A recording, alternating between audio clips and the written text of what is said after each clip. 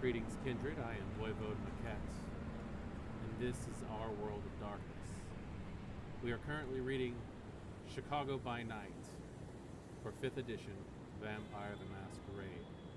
We are on Chapter 3, The City. This is Part C of that extremely long chapter, and we will be concluding the reading of that chapter today, beginning with the South Side.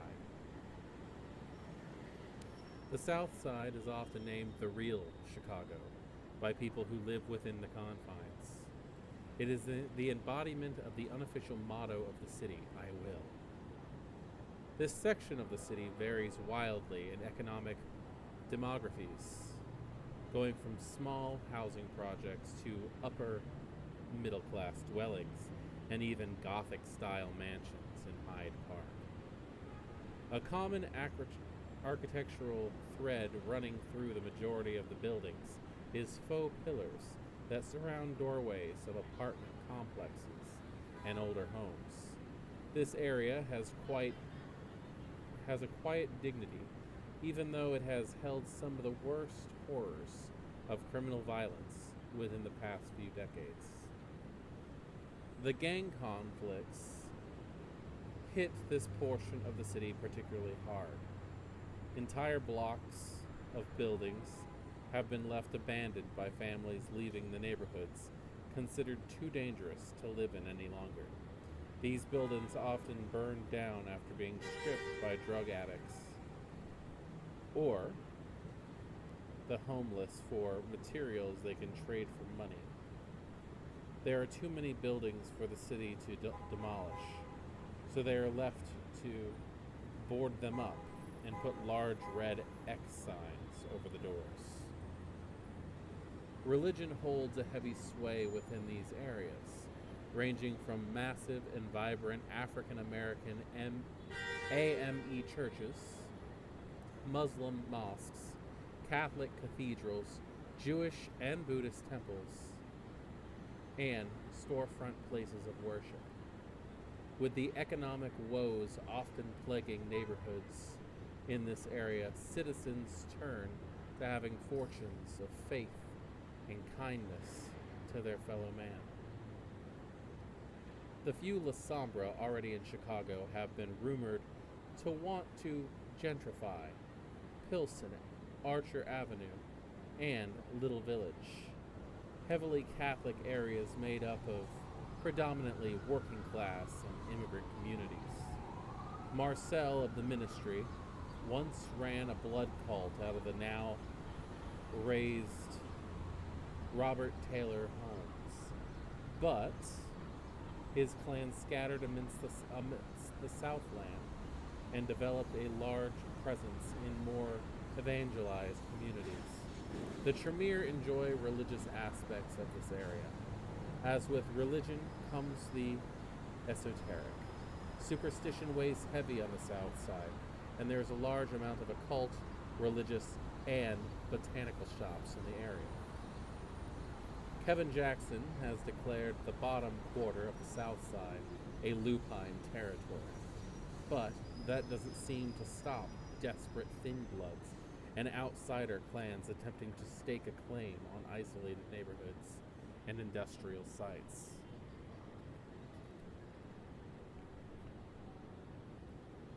This part of the city holds the only other airport within the city's Midway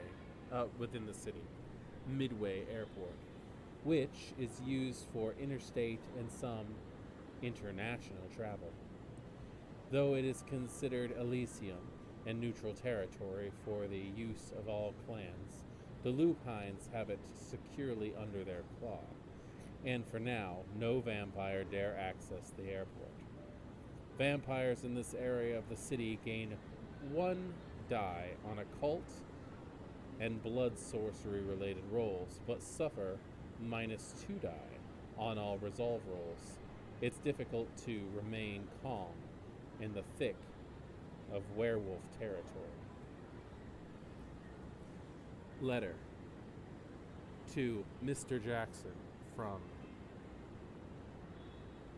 Ericville. Mr. Jackson, I don't care who runs things, but I also don't know how much you've been told after the transfer of power. Let's be clear about something. You don't run Chinatown. You don't set foot in Chinatown. You want something there, you come to me. If anyone stupidly wanders in there and has an unusual experience, don't tell Dusebo. Unless you want your wayward idiot to make a long trip in a tiny box. Call me immediately. You have all the stupid notes Nikolai left for the old bosses, using pop culture code words and Orientalist trash, talking about the Jade Demon and all that. First, let me assure you that none of us are holed up in there. That includes our Asian cousins. In fact, if any of them come to visit, you should dissuade them with all available means from visiting Chinatown. Second, don't trust the old sources. Nikolai didn't know a damn thing. Again, come to me first. Dusebo has some experience in this regard. But you don't want him getting involved unless you feel like another war. Third, if anyone coming out of Chinatown makes trouble with the help of truly extraordinary capabilities, kill them. Burn everything. And bring me everything that doesn't burn. They're breaking some very old rules. That's what you need to know right now. I will be visiting shortly to provide with detailed briefing. Arexo. Bringing us to Chinatown. Chinatown is technically under the control of the Tremere, who almost never visit, but have made it clear somebody else should enter the area either. Nobody else should enter the area either. There's been the rule for a long time. And even though the Tremere are no longer represented in Chicago's court, the prince continues to uphold this rule. Until the 1920s, there weren't any hard and fast rules, but Western Kindred had little interest in Chinatown, where language barriers and low incomes and their own racism made it unattractive turf. This changed starting in 1926, but awful things happened to vampires who, by fang or discipline, attempted to assert control over this place. 2 attempts to embrace Chinatown residents ended with the intended recipient bursting into flames, taking the prospective sire with them. A handful of visiting kindred in search of prey vanished. In 1943, neonate Jack McGurn, forgotten child of Capone, announced his intention to go get protection the old way from the area. The fact that he later arrived at Elysium, having been flayed and with no memory of his prior whereabouts, was not in itself cause for alarm. Kindred are used to occasional atrocities. The fact he was unable to heal, and any blood drank simply oozed from his body, was, however, alarming. Capone disposed of him. McGurn's existence became a forbidden subject. Loudon asked the Tremere to investigate it, and Gartwood Marshall came back with rumors that Chinatown was controlled by a sect of occultists, their nature unknown. Loudon declared the area off limits, but planned an organized incursion. Fortunately, Arexo forestalled this maneuver by visiting Chinatown herself, as she suspected her knowledge of mortal magi, by now matchless among Chicago kindred, might clarify things. She discovered Marshall's evidence of conspiracy was based on Misinterpretation, the role of Chinatown's mutual aid associations. The Tong weren't always involved in strictly legal business, but weren't controlled by supernatural force.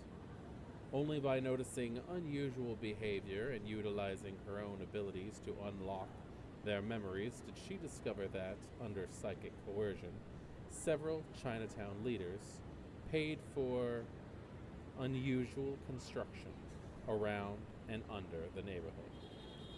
The compulsion included instructions to forget the interactions. Ericthro left their memories hidden, and, studying the patterns, visited an innocuous building in the center of the neighborhood. 3 nights later, she returned to the Tremere Chantry with an agreement between her own secret people of the city and the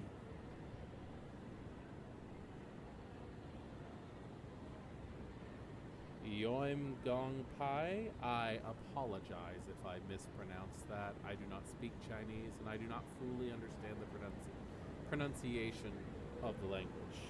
The Abyssal Labyrinth School is as it's translated. Her memories were limited, but she clearly recalled being in a place that could not possibly be in Chicago. Besides the black hedgerows, the moon was in the wrong phase and position in the sky. The sect representatives, the holder of jade demon bindings, dressed in Ming Dynasty attire, casually read her thoughts and dictated the terms to her. She wrote in her own blood. Her sire and regent Nikolai Antonescu promptly forbade her from sharing the document with anyone and briefed Loden himself, combining Marshall's rumors, a small amount of Ethuro's impressions concealing her apparent kidnapping, and a great deal of his own inventiveness. The representative became the Jade Demon, and the rest of it was spun into a tale of Chinatown controlled by occult conspiracies instead of an immigrant community unknowingly victimized by one. He stole the credits and got it wrong, but at least he kept Loden from making a terrible mistake. After Nikolai left for and presumably burned with the Prime Chantry, Erechthro retrieved the agreements. Its terms are surprisingly fair.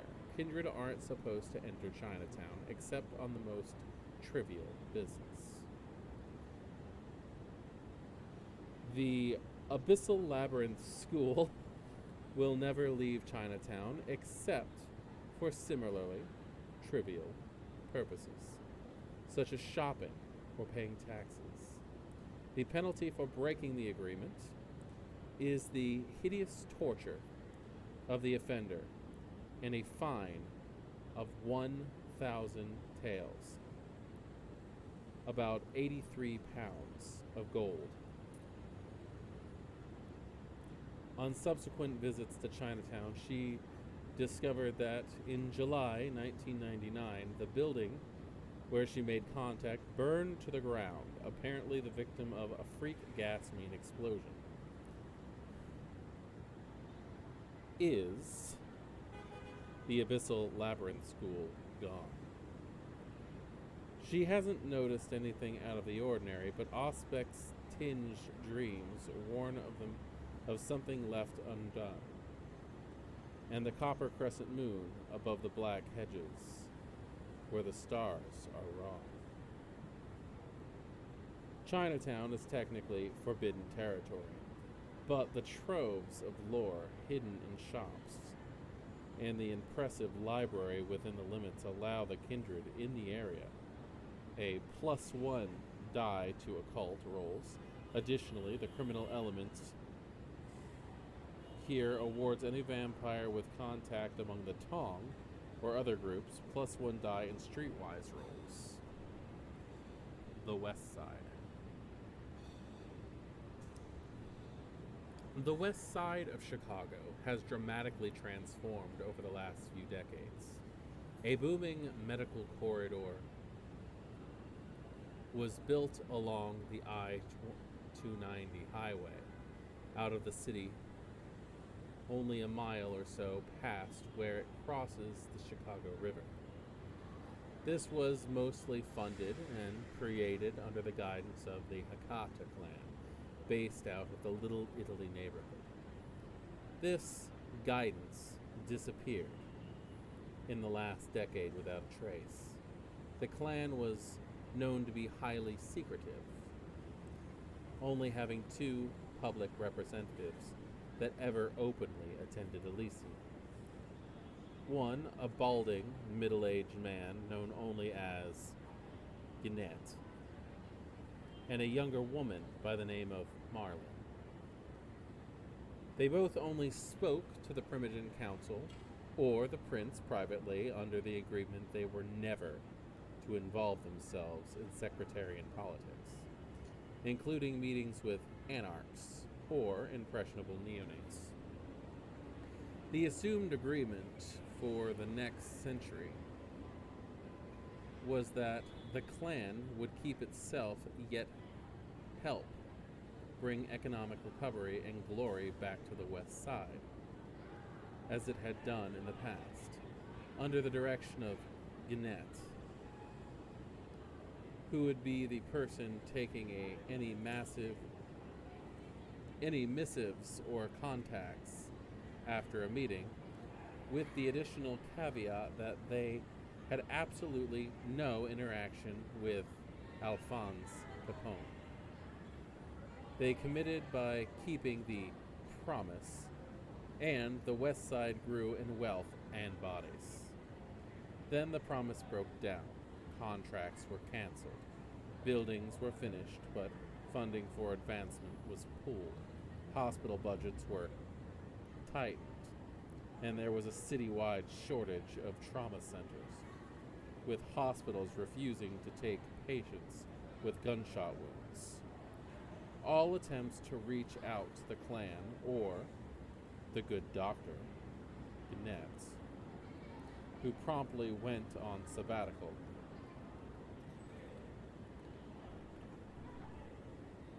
to officially study the healthcare system of Italy, according to his offices, were returned with silence. Cold, eerie silence.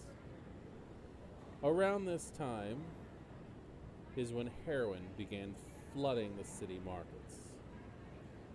The drugs became so cheap and prevalent that a citywide epidemic was declared. It was not uncommon for dealers to literally just stand on the off-ramps of I-290 and deal to passing cars, or sit on the Blue Line train stop and hustle. The drugs ravaged the area, and the glittering future of the West Side stalled out. The only other clan that called this area out of town home, the Gangrel, have mostly kept to themselves during this time. With most of the clan leaving the Camarilla, there were agreements to keep their territory if they took care of it. A lot of the West Side is lush and green, embodying the city in a garden motto emblazoned on the city crust. While there is still much economic hardship in the area, it also holds many green spaces and the boulevards, winding roads left over from before the Great Fire, with massive parks, green spaces, and field houses that support the people of Chicago. The West Side possesses fantastic Megadon pharmaceutical facilities and clinics available to those with the money to afford treatment, allowing all kindred in this area +1 die to medical rolls. The dilapidation of this area's buildings and rapid spread of green zones also give kindred here +1 die to animal kin rolls. Garfield Park Conservatory, 300 North Central Park Avenue. An opulent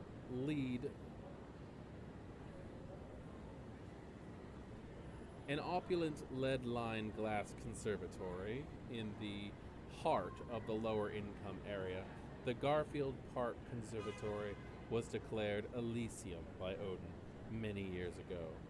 It takes up the entirety of the city block, with sweeping lawns shaded by beautiful low-growth trees.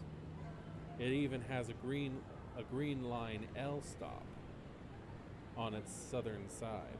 This location is a bright and colorful contrast to the brutal realities going on around it. It acts as a It acts as a salve to those who can enter. It is free to the public and funded mostly by donations. Rosa Hernandez of Clan Gangrel has made sure the location will exist in perpetually due to her own support. The garden has outreach programs for people living within and around the local community. It is seen as a success where so much has failed around it. A YMCA across the street and most of the business and restaurants near it are doing well. The Toreador clans see the success with a touch of jealousy and mild annoyance. Their gardens don't achieve such praise. How could such a low clan as the Gangrel? Quite scandalous indeed, and Annabelle is beginning to think the gardens could benefit from a little pruning. All kindred within the location gain +1 die to all rolls when resisting hunger or frenzy due to the garden's calming nature. Red number 5, North Grand and Halstead, Milwaukee Bus and Coach Station. This club exudes exclusivity. The line to enter often snaking around the block and leading into the coach station. It amazes the locals how many tourists come to Chicago just to get into Red number 5. Many such out-of-towners find that within meeting exacting criteria or having a prior invitation, the heavies on each side of the club's famous red door deny most would-be patrons entry. Ostensibly, the Catif Bennett Stedman controls the guest list, or at least informs his crew of the type of people he wants in each night. Sometimes he'll tell them to specifically turn away anyone not dressed formally, white girls, or men in general. Other times he'll tell them to be on the lookout for patrons who look like they want to get high, have sex, or dance the night away. Time wasters can get fucked and hang out at the Succubus Club or the Blue Velvet. Undoubtedly, Stedman and his boss, Eds, favor a black clientele, but money talks at the end of the night. Once inside, the west wing of the building houses a bar and lounge, where the music from next door isn't too overbearing. This is where people go for their meetings and to take their dates. On the other side of the bar, which actually sits in the center of the club, is the East Wing. That's the dance floor, the live musicians stage, and a balcony area for VIPs. Kitchens and private rooms snake off around the club's central hub. Red Number 5's hosts a range of live music, including classic disco, modern techno, hip-hop, R&B, and rap artists. On a quiet night, Stedman might arrange a jazz or soul musician, or genuine blues artist. Almost every performer is a noted artist with pedigree, or a bold up-and-comer, helping to explain the rush of would-be clubbers every night. Stedman never invites the prevailing popular white boys with guitars to perform. They can play their instruments and wail anywhere else, but not in Red Number 5. Here the music is real and speaks to those who love it. Though Stedman is the night-to-night organizer and frequently indulges himself in the prettiest clubgoers, and Ed's is the power behind it all, hosting private meetings on balconies while overlooking his lucrative business. Ed's lover, Erzuli, and her devoted disciple, Mamuald, plan to use Red Number 5 for their annual blood discos. This great act of celebration and sacrifice in the name of Lilith entails the spilling of blood, consummation of flesh, and gathering of clanless from far and wide. All kindred in Red Number 5 gain 1 die to persuasion rolls. When aiming to seduce the kind, as an atmosphere of subtle lust pervades the building. Kine aren't having sex in the open here, but if you hook up in the red, you are likely to find yourself with a companion until the dawn. I apologize for name pronunciations. The North Side.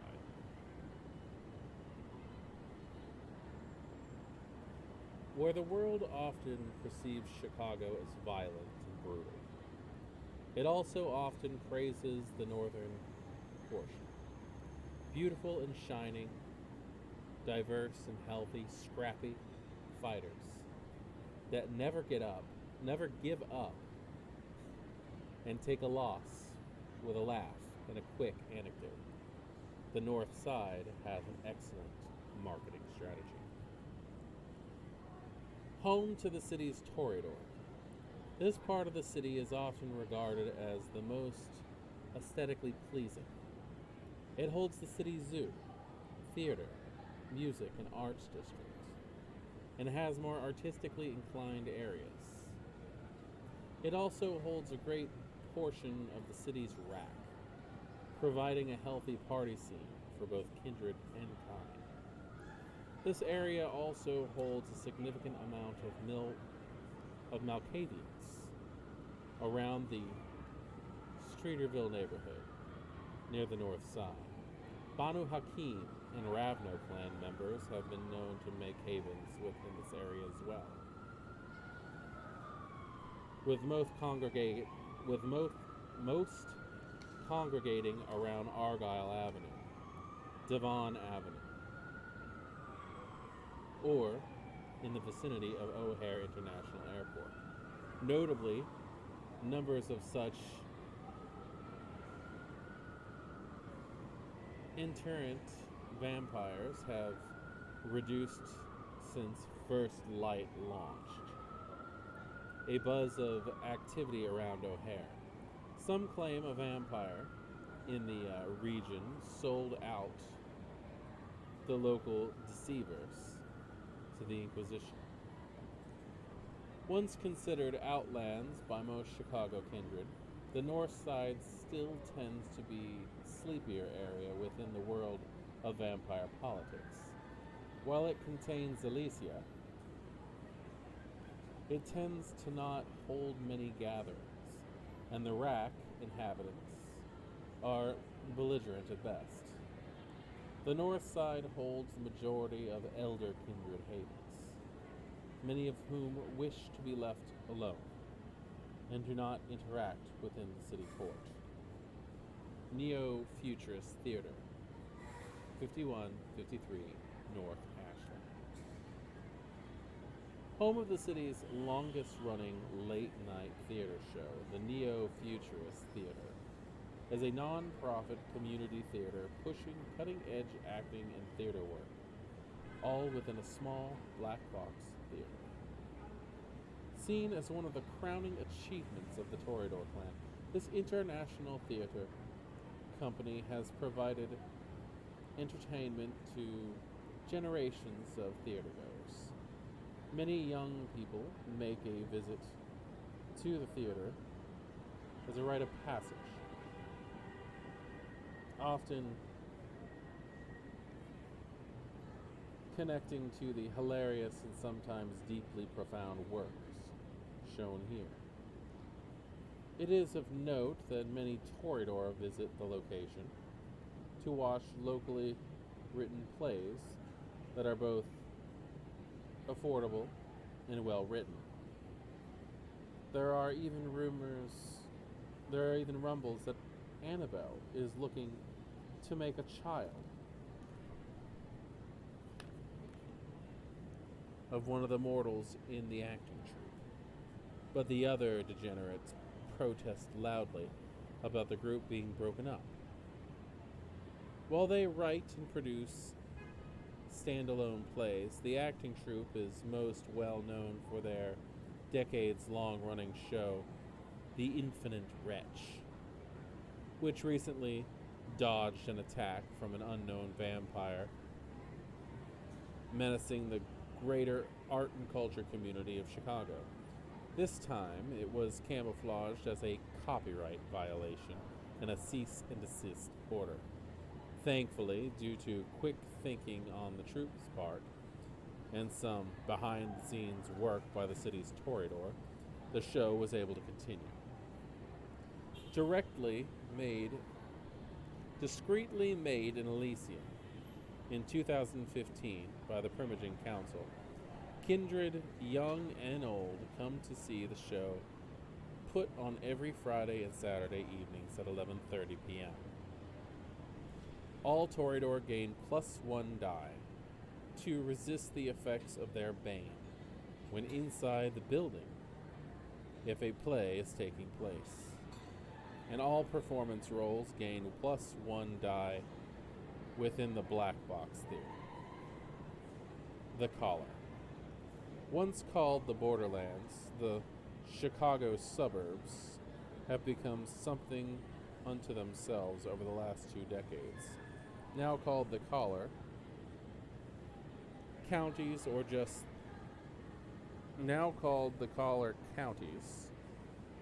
just the Collar by most kindreds these nights, the neo-fiefdoms have become an excellent source of territory for those brave or reckless enough to take them. With a huge boom of the population of kind, these either leaving the city or coming from other states, a loose collection of cities called the Fingers have become so large and full of people they could sustain a praxis or a balcony or a barony. Since the building of the I-355 corridor, the cities of Orlando Park, Wheaton, Joliet, Naperville, and Schaumburg have all become a new edge of the city, with former Chicago Brewhaw Joshua Tarnopoleski setting himself up as Baron of Joliet in Naperville. To put these cities and villages into context, the city of Cleveland, Ohio, a major well-known Midwestern city, has a population of roughly 350,000. One of these cities, Orlando Park, has a third of that. Aurora has two-thirds of that. And according to recent census figures, the city of Chicago has a population of 2.7 million people, whereas the outlying metropolitan areas consist of 6.7 million people. This is a huge amount of time, and the blood that flows within them is ready for the taking. There has been a standing decree that all the suburbs were under the domain of the praxis of the sitting prince. It is also well known is also a well open secret. These territories are often unprotected and left alone by the prince, as it is simply a logistical and political nightmare getting officers of the court into these locations. While the possibilities exist of using these posts as gifts or even punishments, most elder vampires find the collar boring, if not dangerous. Anarchs and young Camarilla vampires have recently been making their foray into these untamed locations, snapping up assets and influences to wield in the downtown area. There are considerable areas of concern from this area for the average Canaanite. Unaligned and fringe sect kindred have used the suburbs as staging areas for decades. The Church of Cain, dominating the river city of Joliet until Tarnopolsky led a rout of the remaining Nautis. Rumor has it some marauding heretics still use the back roads, such as Archer Avenue and Route 66, to slide into Chicago. Cover is simple when blending in with traveling tourists. The Church of the Dark Father supposedly sends in scouting missions regularly and takes part of the guerrilla tactics against Bahari strongholds. Being a persuasive threat and constant annoyance has been the goal for most of the roving coteries. Just the act of threatening the famed jewel of the Camarilla has been a success in and of itself. Now things have changed. The manic flailings of random violence is more direct, more sinister, more militant. There have been more graffiti tags closer and closer to the city border referencing the 7 fires. Where are they? And Peter Pan, with hooks and broken crowns. A recent uptick in arson. The conflagrations often attributed to the Cainite heresy has spread citywide. One fire killed multiple young children. Another killed multiple generations of an extended family. Wherever the vampire church goes, they are just as horrifying and dangerous as before. Maybe even more so now that the La Sombra have agreed with the Ivory Tower that the heresy must fall.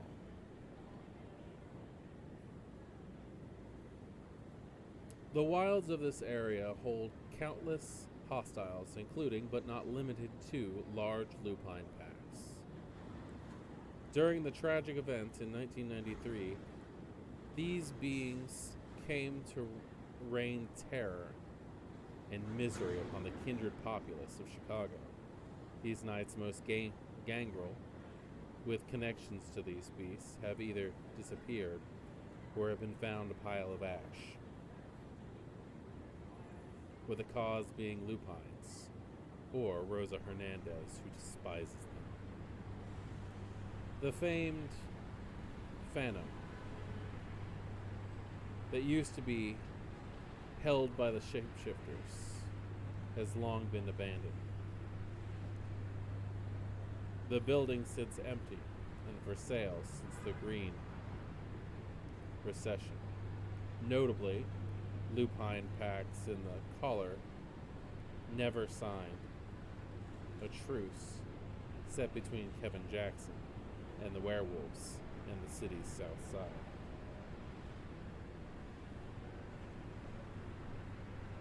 While these cities are huge and often hold hundreds of thousands of people, they are still not as dense as the inner cities. When characters hunt in these places, the storyteller may impose a one dice penalty to find appropriate sources of feeding. Orlando Park, a gigantic village just shy of 100,000 people. Orlando Park is broad and wild.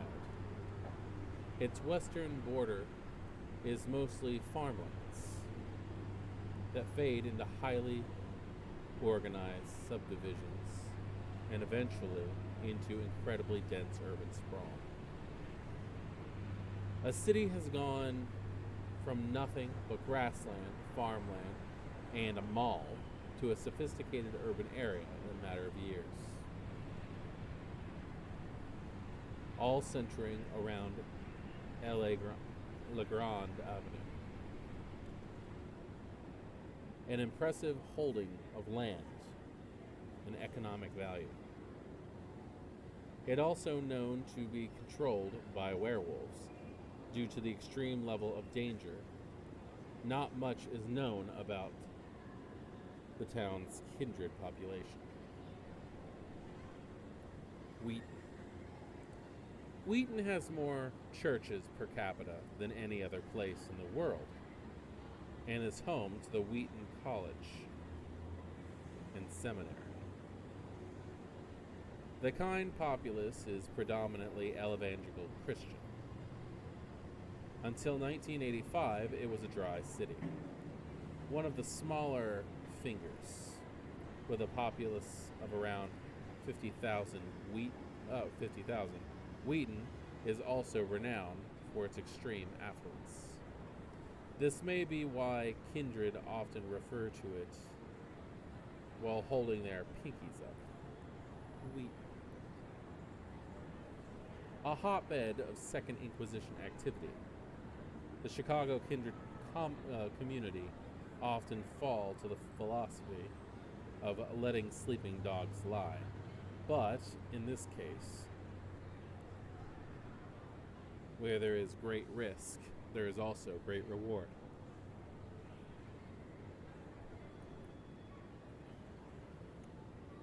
Being a bastion of so many churches, the La Sombra and the ministry and other religiously oriented kindred have the possibility of accumulating incredible amounts of influence.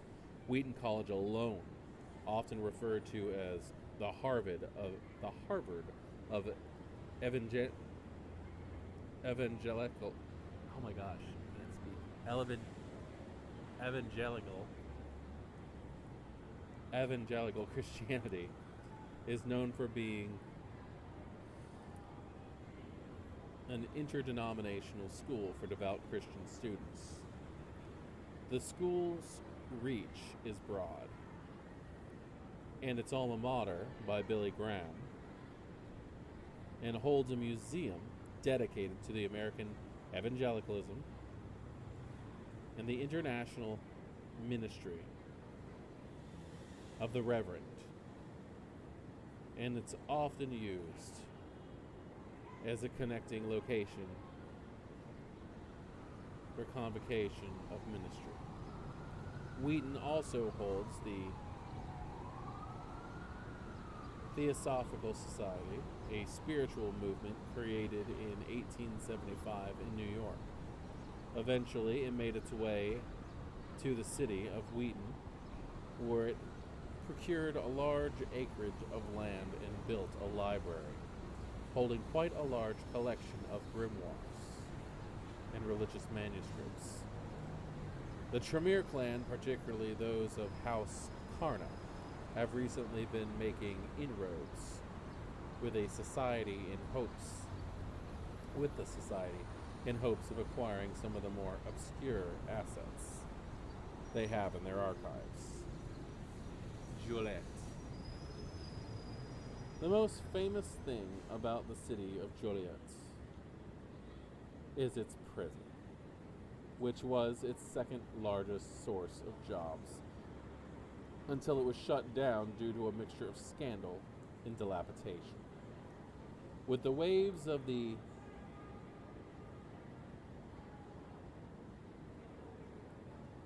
interdiction racing their way through the collar at the end of the last century,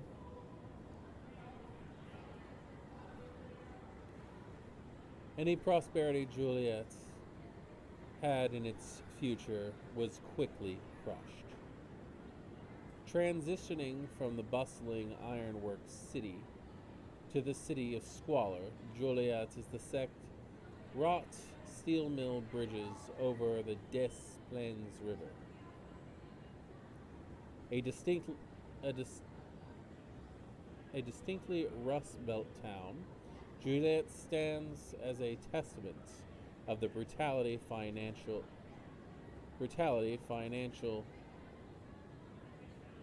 might can deploy on a city.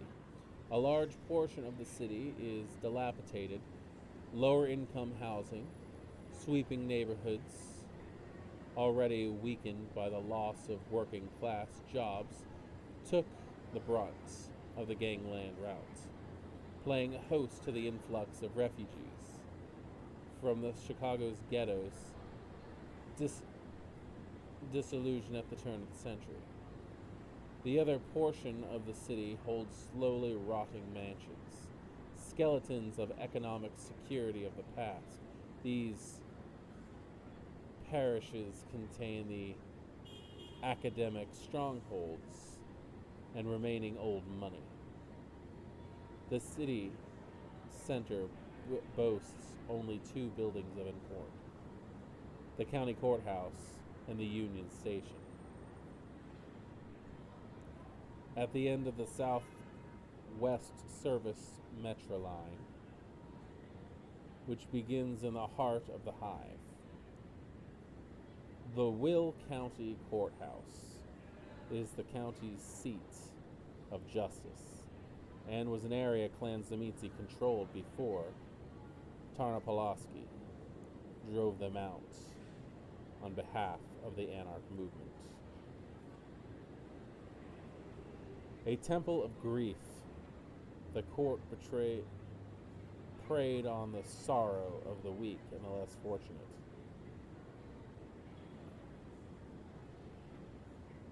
Extravagant court fees were levied upon all who were forced to enter. The ruling tended to be less than fair. Kine of note were taken by the fiends, blood slaves to be lost in the system. While the Sabbat may have left their holdings, these ravenous slaves were abandoned and now looked to acquire vitae in any possible way. Loose Schlockner.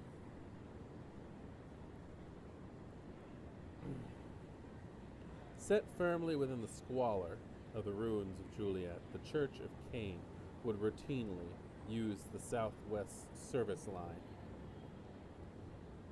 or back roads to get into Chicago proper from Joliet, mostly via Archer Avenue. There were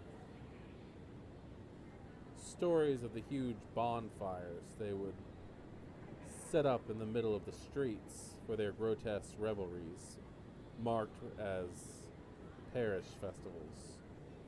Rumors exist of some heretics remaining in the town on Clan Bruja's sufferance. Joshua Tarnopolaski and Anita Wainwright have agreed a small Church of Cain presence may be useful to provide insight into the fringe religion future aims.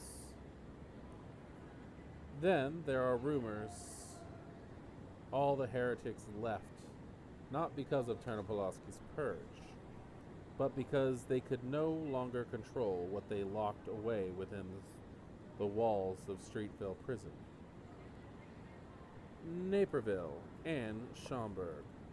Both neighborhoods are relatively unknown to the Kindred of Chicago due to their longer distance from the city. They are known to be relatively economically stalwart, and the culture pushes the agenda of conformity and monotony. The neighborhoods seem eerily peaceful.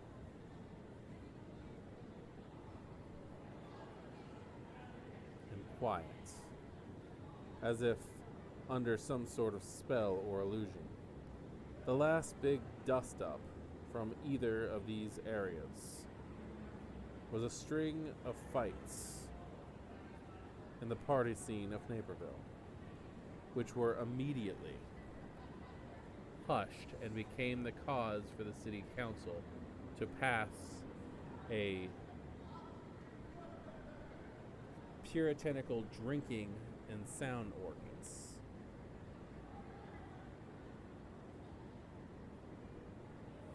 There is most definitely something amiss in these towns. What that may be is anyone's guess. While Tarnopolaski claims Naperville in name, his barony has yet to truly grasp the town. Gary. Although not part of the Fingers, the city of Gary, Indiana, or what's left of it, is still considered by most Chicago kindred to be part of the collar due to its geographical proximity to the city proper. With the presumed demise of Modius, and perhaps also his rival, Juggler, the remaining kindred of the city have been making a name for themselves recently by disrupting the circulatory system's blood trafficking service. Meanwhile, the mortals' citizens are stemming the tide of destruction overtaking the city and are beginning tentatively to rebuild. Gary's kindred have taken hold of the common perception that Illinois is corrupt and too top-heavy, and that freedom comes from the East. Kindred have been backing the new marketing campaign for Indiana. The state that works, placing billboards all over Chicago's major interstates. Anarchs have been looking to make an inroads into the city as much as the remaining elders of the city have either died or walked away due to the beckoning. With the less restrictive political and legal environment, these young kindred are looking to be trailblazers in a largely vacant kindred scene. It is incredibly obvious that remaining kindred of Gary are using their state's perception of freedom to their benefit. They've been saturating the Chicago market with easily obtainable firearms and practically inviting the gangs and organized criminals of Chicago over the border to buy their fill. Their hopes are to keep slowly chipping away at the image of safety and security that Chicago attempts to project while making a tidy profit. Resurrection Cemetery Mausoleum 7201 Archer Road, Justice. The cemetery is famous among the kind for the Resurrection Mary ghost story, wherein a young girl is picked up off the side of the Archer Avenue and mysteriously disappears after the driver passes the cemetery gates. A luminous white block rising far above the well-manicured lawns. The Resurrection Catholic Cemetery Mausoleum is one of the rare Peterson authorized ecclesia outside Chicago city limits. The mausoleum consists of 3 floors, the first 2 having chapels built in post-Vatican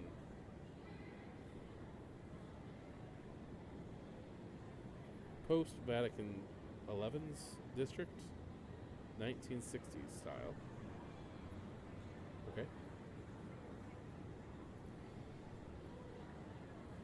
Moldering sofas line the off-white marble hallways. Hold the deceased, while kept up by keeping staff. Time is eating away slowly at the amenities of the crypt. Stained carpet and sun-bleached wood paneling take up any space not holding the dead. White statues line the first floor and upper hallways, providing a sense of being watched. The mausoleum itself was built in collaboration at the end of the 1960s with the local Hecata clan members, who owned and operated many of the stone-cutting memorial services, funeral homes, and groundskeeping services for the acres of cemetery and line Archer Avenue. The ministry, who worked heavily in the religious services in the area, and the Camarilla. It was perceived as a bulwark of reason against the madness of the Sabbath, who often use Archer Avenue to discreetly enter the city. A unifying location to benefit all kindred of Chicago and the collar. Rumors at the time that the necromantic clan also built the Elysium for the restless dead to visit and make contracts with the vampires of Chicago, but no Cainite ever openly backs up the story. The whispers of dark deals in marble-lined hallways always crop up whenever the Elysium is mentioned in polite conversation. What the restless dead could offer the damned of Chicago is unknown, yet this rumor still continues. Recently, there have been large donations of art and building materials to the Mausoleum's Trust, operating by one Alan Sovern Shell Company. This donation included multiple sconces and symbols that are now attached to each hallway, each adorned with crowns. Within the walls of the mausoleum, all kindred gain +2 bonus to dice in their occult rolls, but a -2 die for all willpower rolls. A letter from a letter to Pretender from their sire. Pretender, do not think I sit quietly while you run roughshod over my domain. I know it like no one else. I have been here since this city was rebuilt. I will be here until the end of times. I will have my domain back, bastard son. Mark these words, your sire. can only imagine who that's from. And that, my friends, marks the end of Chapter 3, The City of Chicago by Night, for Vampire the Masquerade, 5th edition. In our next video, we will be continuing on Vampire the Masquerade Chicago Chapter 4, where we start taking a more intricate look at the kindred of the city. I hope that you join me, and I hope you also will join me in a nice toast to the celebration of the end of that long and agonizing chapter. But I do feel that we came to a better understanding of how Chicago really works. Not only that, it also gives me, as a storyteller, very good ideas on how to run stories in the city that I've chosen. I've chosen Portland, Oregon. Portland, Oregon is a very eccentric city, and having modifiers for specific types of roles makes a lot of sense, and I look forward to attributing that into the stories that I run. So until next time, I have been Voivode Maquette. This is Our World of Darkness, and I thank you all greatly for joining me in this reading. Please, if you enjoyed this, drop a like. Comment if you have anything to say. Make fun of the way that I pronounce things, because I will completely admit dyslexia does not make this easy. And share if you think somebody that you know who also enjoys Vampire the Masquerade may enjoy the content. Check out our Facebook page, which is Voivode Maquette. Voivode Maquette presents Our World of Darkness on Facebook, and also join me on Twitter under the same name. I will see you next time. Have a good evening.